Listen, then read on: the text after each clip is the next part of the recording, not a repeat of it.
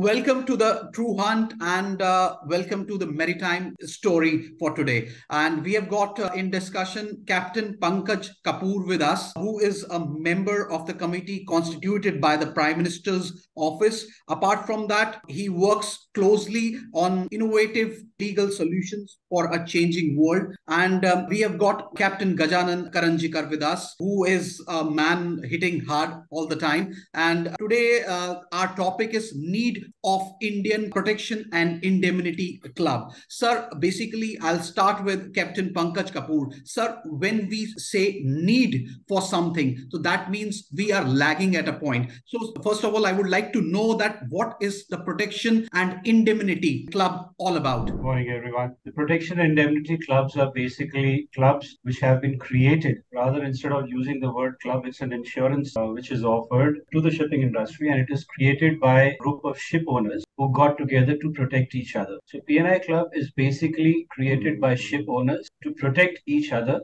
against any large claim so that the ship owners are protected, the businesses continues, and they don't become bankrupt. Besides that, they also cover third-party liability. This is the basic nutshell of a P&I club. It was started with ship owners, but now they have given invitation to ship managers, terminal operators, charterers. Everybody can become a member of a P&I club. I'll bring in Captain Karanjikar. Sir, what is your say like where we are lagging? Why we say that there is a need of Indian P&I club? Namaskar to your viewers as well. And you're doing a wonderful job on the True Hunt, bringing maritime awareness to people and general public. Generally in India, if you look at the insurance, as such, a lot of lack of awareness is there. So shipping the insurance is mandatory. We are very thankful to Finance Minister Sitaraman ji because this time in GMIS 2023, she spoke about it in very clear words that there is a government accepting it. So what was lacking so far, the government support has now come into the forefront. Now we need to find where the need for the insurance is. And P&I club basically is a protection club. So, the protection of ship owners. Cargo insurance, different part of it, but there are going to be ships which are going to be, coming to the issues like Captain Kapoor mentioned about the pollution risk.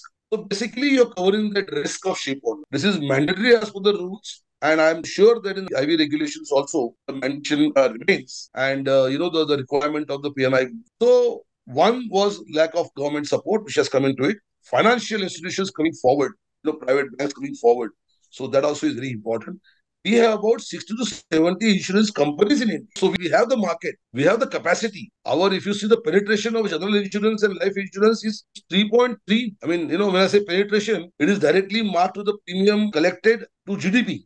That penetration is also going to increase. So if you look at the entire scenario, the atmosphere, the ecosystem is being created now, which was lacking also earlier. Sir, I would like to bring in Captain Pankaj. Sir, as you look from the legal perspective I'm talking about, sir, arbitration part is also an important part when we talk about insurance and the disputes and other stuff. So how we can bring more transparency and more building up a strong arbitration in this particular field? That's a very nice question that you asked. India is forging ahead with arbitration. In fact, I'll stick only to the shipping part of it. India imports close to $140 billion of oil. We are probably the second largest importer of oil. And some of the major importers are Indian Oil, Bharat Petroleum, Hindustan Petroleum. And as a legal advisor to two of them, I have recently noticed that all their contracts have an arbitration clause with the seat of arbitration as India. At least about 3 or 4 years back, the seat of arbitration was London and English law. Now that has changed. Now they have introduced clauses where the seat of arbitration is India and Indian laws. So Indian arbitration is becoming stronger and more reliable. So people are coming to India. In fact, I'm personally involved right now in 2 arbitrations between a foreign ship owner and an Indian importer. So I am the chief legal counsel. So Indian Arbitration Center is growing. And we have plenty. We have one starting in Gujarat in Capt City, which is our Prime Minister's favorite project. It's called Gujarat International Maritime Arbitration Center. It's already kicked off. And then we have Indian Arbitration Center in Delhi. Then we have a couple of other arbitration centers all across the country, and they're doing pretty well. So arbitration is picking up. Indian arbitration awards are being respected. And to top it all, in the last 3 or 4 years, the arbitration awards given by Indian arbitrating tribunals tribunal has also been enforced by our courts. So arbitration in India is growing and becoming very popular now. I'll bring in Captain Gajanan Karanjikar, sir. Sir, basically, I would like to ask you, you talked about financials, that the government is bringing more ease in the financial. And I attended one of the sessions myself where it is talked about that ease of financial would be first done by the nationalized banks, then the private sector banks would be. So, sir, what ease exactly we need in terms of financial in maritime sector? See, if you look at the shipping as a business model, it's a very cyclic model. So the shipping profits, they keep changing. Somehow the financial sector in India is not used to this kind of a business. So that's why for shipping also, the finance is really lacking in India. There are many issues which have been already discussed in many shipping forums. What I'm trying to say here is that, the government has to really step forward, giving the banks assurance. I'm telling you about normal insurance sector also. When it started liberalizing in 1990, the entire sector opened up then. So maybe the country is having a democracy of 75 years. But the insurance sector is developing now. So similarly, after there's a basic principle of LPG, which is for the all insurance sector, and I'm sure it will also work for Indian insurance sector for shipping and also finance sector. I would like to bring in Captain Pankaj Kapoor, sir. Sir, as Captain Karanjikar mentioned about the word risk.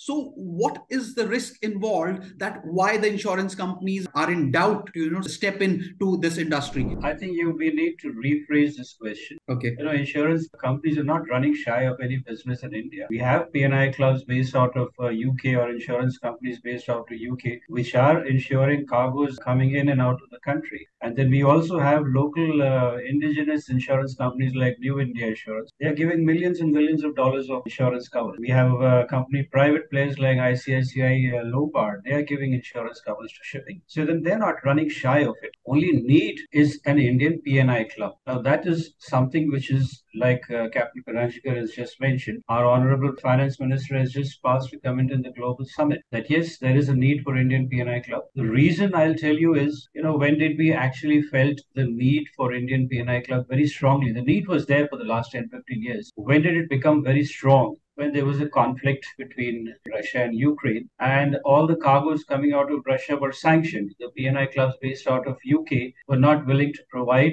insurance cover to the cargoes coming out of or going into Russia. And India, being one of the largest importer of oil from Russia, was suddenly disturbed. So that is when the country really felt that we should have our own P&I club rather than depending on the P&I clubs based out of India. Sir, as you talked about the need of P&I, so sir, what can be done exactly to fulfill this need? Just like any other business, P&I is also a business, especially an insurance business. You need to have a corpus, you need to have the expertise to run that business, and you need to have a client. Creating a corpus is not a problem at all. In fact, to start a small P&I club needs a corpus of around $20 to $25 million. And we already have given suggestions of how to collect $100 million. The next one is the expertise. India has plenty of people working for UK, for P&I clubs based out of UK. So the expertise is there, and we are doing it for not now, not 5 years, but for the last 50 years. So there is enough expertise available in India. And then comes the client. The client base are these oil companies themselves. ONGC by itself is a massive client. It itself is going to cover at least 100 clients. All the domestic movement of cargo by HPCL, BPCL, RLC can be covered. All the ports in India are clients. So there is a massive client base in India. There is a possibility of getting the corpus, and there is enough expertise. So all the three ingredients are very much there. Starting a P&I club in India is not a big thing. Like Captain Karanjikar has said, the environment has been created. The need which was missing till now was the government support. That has come in. So we have all the ingredients ready for an Indian P&I club. And then we have enough market from Bangladesh, from Sri Lanka, from UAE, the entire African continent. We can provide service to them. So there is enough. And especially the new Silk Route, which has been built up in the marine sector, would be effective in this way. Yeah, absolutely. Sir, absolutely. I would like to bring in Captain Gajanan Karanjikar. Sir, as you're heading the Sea Pilots and the Seafarers Association, sir, I would like to ask you if you could throw a light about the indirect benefit to the seafarers with this P&I clubs. There is no direct benefit of Indian P&I club to seafarers. But you see, as Captain Kapoor rightly said, all those three things which the India has, and India is rapidly gaining trust in the market. The arbitration center is completely standing on that trust. It's like a parallel court. So definitely, when you build that trust, the trust is built across entire ecosystem, not only for the shipping business or cargo movement or or waterways and all that. It's also ship owners. So when you look at the PNI also covers a lot of other aspects of seafarers wages and the maritime labor convention. Those aspects of it. So they are, if the trustworthy partner is there, like a club is there, and government is taking initiative. That's why the fixed premium club will come in picture. It will be directly benefit the stakeholders, not only seafarers but everybody else. Sir, I would like to bring in Captain Pankaj Kapoor. Sir, of course, if we have to start a new thing, there is a beginning. So where you see the beginning of this particular PNI club starting from? The Honorable Finance Minister has given a statement, so I think it should start with the Ministry of Finance. And I did have a meeting with them on 25th of October, just about 10 days back, and they're all ready to go. So I think the kickstart point should be Ministry of Finance, and then they can always rope in Ministry of Petroleum and Ministry of Shipping, because it's going to be a joint Collaborative effort by these three ministries. Sir, of course, the state and center collaboration I would like to talk about, because that is very important if we see our India from one perspective. What is your say on that regarding this PNI club? Well, I don't think there is any demarcation in PNI clubs for state and center.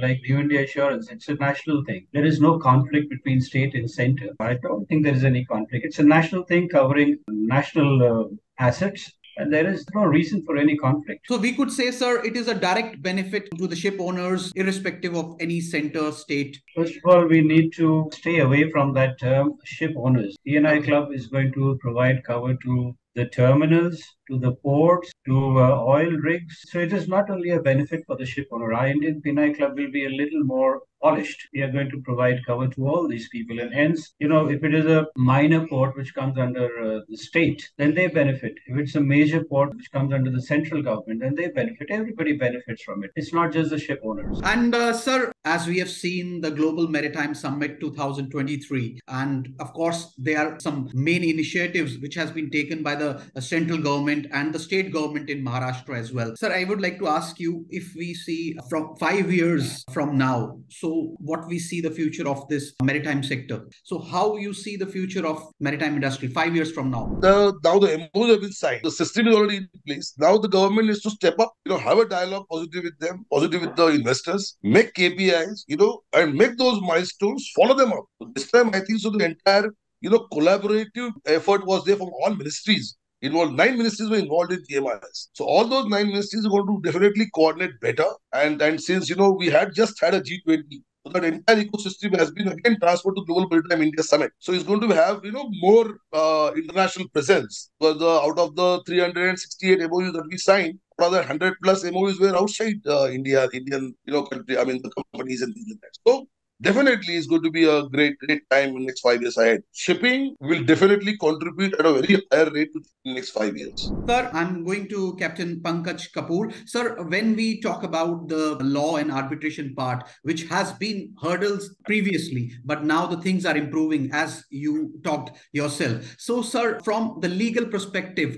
and the ease of doing business in all the sectors I'm talking about, where you see the future of India 5 years from now? The computer which you have, the pen which you use, the medicines which you take, the car which you drive, and the petrol which you put in that car are all carried by ship. 90% of the volume of trade worldwide is by ships. You can't just brush away shipping. And the best part of it is India is the fastest growing economy right now. Everyone in the world wants to come to India, and they can come and trade with India only if they are strong in shipping. The shipping is going to play a very, very major role. In fact, there is a saying and a statement passed by one of the past Secretary Generals of United Nations that shipping is the first global industry, number one, and shipping is the oldest industry in the world. So the world started trading, knowing each other because of shipping. And in those days, India was a prime location. But the fact is, the shipping was the first industry. With India forging ahead with this kind of an economic growth, everyone would come to India. And Indian shipping is going to bloom and blast its way into the horizons of international shipping. Thank you so much. This was Captain Pankaj Kapoor and Captain Gajanan Karanjikar with us.